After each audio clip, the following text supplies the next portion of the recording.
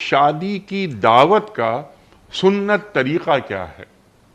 سوال بڑا اچھا کیا، اللہ کو ارشد صاحب کو جزائے خیر دے کہ سنت طریقہ کیا ہے۔ جی جی لیکن اگر یہی ذہن ہمارا بن جائے نا جی کہ ہم پوچھے ہی یہ سوال کہ جناب، اور یعنی اس کے پیچھے ان کا یہ عقیدہ ہے کہ ہر چیز کا ایک سنت طریقہ ہے، ٹھیک، اور جو سنت طریقہ ہے وہی سب سے بہتر ہے۔ سبحان اللہ۔ خیر الہدی، جو ہمارے امام صاحب، ہر مسجد کے امام صاحب خطبے میں کہتے ہیں، جی، خیر الہدی ہدی محمد صلی اللہ صلی علیہ اللہ علیہ وسلم، سب سے بہترین طریقہ محمد صلی اللہ علیہ وسلم کا ہے۔ اور اس کے بعد صلی ہمارے اللہ امام علیہ صاحب خطبے میں کہتے ہیں وہ شر الامور محدثاتها، اور سب سے برا طریقہ نئے نکالے گئے طریقے ہیں، وہ کل محدثۃ بدعہ، ہر نیا طریقہ بدعت ہے۔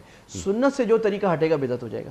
اچھا، اب شادی کے طریقوں میں معاملہ یہ ہو گیا کہ بہت ساری جگہوں میں تو اچھا ہوتا ہے، اکثر جگہوں میں ہمارے ہاں شادی سنت سے ہم ہٹ گئے تو بدعت طریقے میں آ گئے۔ اب اس سنت طریقہ اللہ کے نبی صلی اللہ علیہ وسلم کی صلی اللہ علیہ وسلم 9 شادیاں اسی لیے ہوئیں تاکہ امت کو پتہ لگے شادی کا دین کیا ہے، بیویوں کے ساتھ معاملہ کیسے کیا جاتا ہے۔ آپ نے اپنی بیٹیوں کی شادیاں کی تو اس میں کیا ہے کہ بھائی نکاح ہو گیا سادگی سے، نکاح کی کوئی دعوت نہیں ہے، ایک ولیمے کی دعوت ہے، وہ لڑکے والے کے ذمے ہے۔